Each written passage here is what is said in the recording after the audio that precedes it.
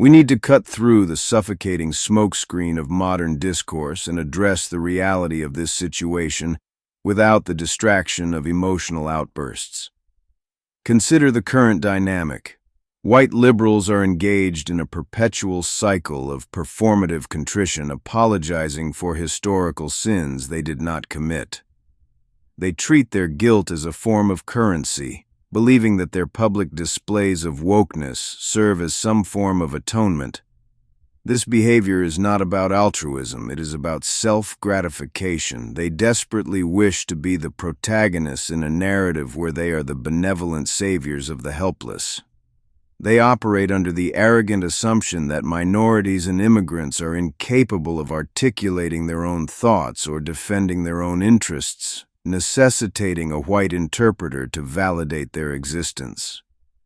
Conversely, there is a segment of the Black community that actively exploits this guilt for strategic advantage. They view the self-abasement of white liberals not as progress, but as a form of deferred payment for historical racism. However, this is not a pursuit of justice. It is a pursuit of dominance.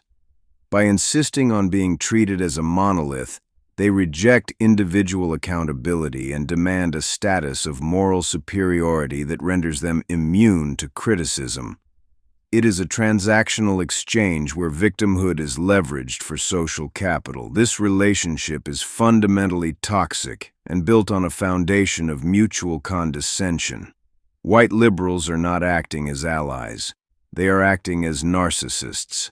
They derive their sense of worth from believing they are the only ones capable of speaking for the marginalized, effectively stripping those groups of their agency and individuality.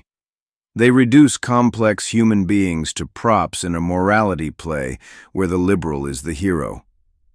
Simultaneously, this encourages a culture of grievance where the perceived oppressed are incentivized to remain in a state of perpetual dependency rather than striving for genuine equality. It is a cynical cycle of manipulation.